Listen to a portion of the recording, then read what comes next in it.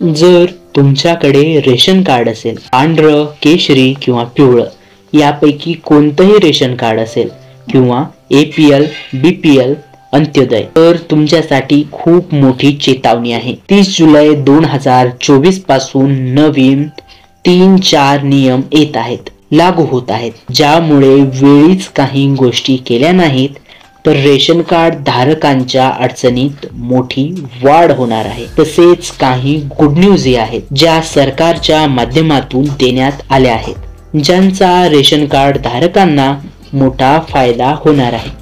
Ration कार्डच्या अन्न पुरवठा संदर्भात खूप मोठी अपडेट आज समोर आलेली आहे.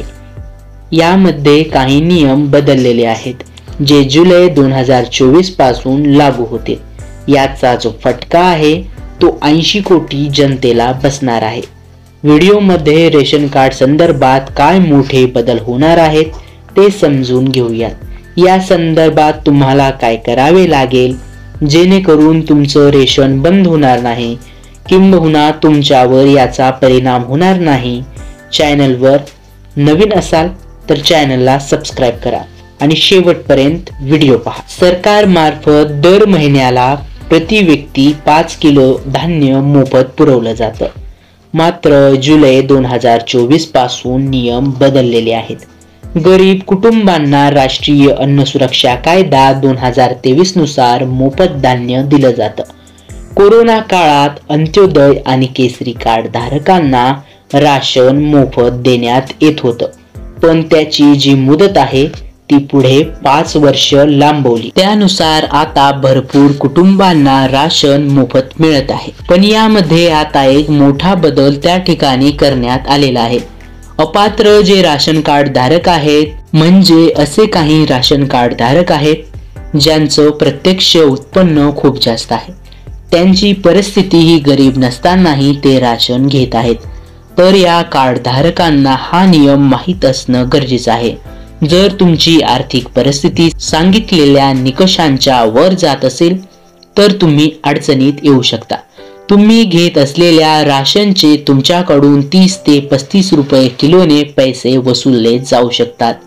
तसेच मोठी कार्यवाही सुद्धा होऊ शकते. तर राशन कार्ड धारकांना नियम आता लागू होईल तो फार महत्वाचा आहे. तर नियम असा आहे, जो राशन कार्ड धारक आहे त्याने त्याच्या उत्पन्नातून 100 वर्ग मीटरचा घर, फ्लॅट जर खरेदी केलं असेल तर त्यांनी रेशन घेऊ नये. अशा व्यक्तींवर येत्या काळात कार्यवाहीची शक्यता नाकारता येत नाही. त्यानंतर जर तुमच्याकडे 4 चाकी गाडी असेल, बंदुकीचे लायसन असेल तर तुम्ही पात्र नसणार आहात. तुम्ही तुमचं रेशन कार्ड तहसील कार्यालयात जमा करावं असं आवाहन सरकारकडून करण्यात येत आहे. अन्यथा तुम्ही घेतलेल्या रेशनचे पैसे तुमच्याकडून वसूलले जाऊ शकतात.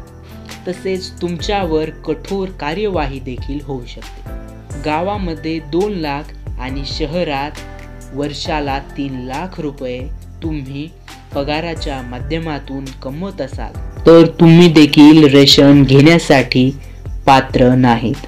त्यामुळे तुम्ही तुमचं रेशन कार्ड DSO किंवा तहसील कार्यालयात जमा करायला पाहिजे. आतापर्यंत सांगितलेल्या नियमापैकी तुम्ही एकही गोष्टीमध्ये आढळून आलात तर तुमचं रेशन कार्ड मधील नाव रद्द होणार आहे, परंतु कार्यवाही देखील होईल. आणि आतापर्यंत तुम्ही जे काही धान्य घेतलं आहे त्याचे 28 रुपये प्रति किलोने तुमच्याकडून दंड सुद्धा वसूल करण्यात येईल. तर ही होऊ शकते तुमच्यावर मोठी कार्यवाही. आता दुसरा महत्वाचा बदल जुलै 2024 पासून होणार आहे, ती म्हणजे रेशन कार्ड सोबत आधार लिंक करण्याविषयी. रेशन कार्डचं KYC करणं आता बंधनकारक करण्यात आलेलं आहे. रेशन कार्ड सोबत eKYC बंधनकारक करण्यात आलेली आहे.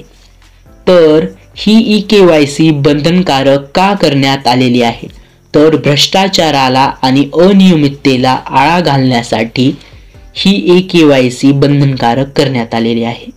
कारण अनेक लोकांकडे एकापेक्षा जास्त रेशन कार्ड आहेत. म्हणजे एखादा व्यक्ती एखाद्या गावी राहत असून त्याचा जर ट्रान्सफर झाला तर तो ज्या नवीन गावी जाईल त्या ठिकाणी तो नवीन रेशन कार्ड काढून घेतो आणि एकाच व्यक्तीला जास्त धान्य दिलं जातं आणि गरजू व्यक्ती वंचित राहते. त्यामुळे लिंकिंग करणं हे आता अनिवार्य केलेलं आहे. मग आता ही जी लिंकिंग आहे KYC आहे, यामुळं काय होईल तर रेशन कार्डवर असणाऱ्या फायद्याचा लाभ तुम्ही घेऊ शकाल. तर KYC तुम्ही CSC केंद्र किंवा स्वस्त धान्य दुकानातून करू शकता. याची अंतिम तारीख 30 जुलै वरून आता 30 सप्टेंबर करण्यात आलेली आहे. या व्हिडिओमध्ये सांगितलेली माहिती तुम्हाला कशी वाटली हे कमेंटद्वारे नक्की कळवा. व्हिडिओ आवडला असेल तर लाईक करा आणि चॅनलला सबस्क्राईब करायला विसरू नका.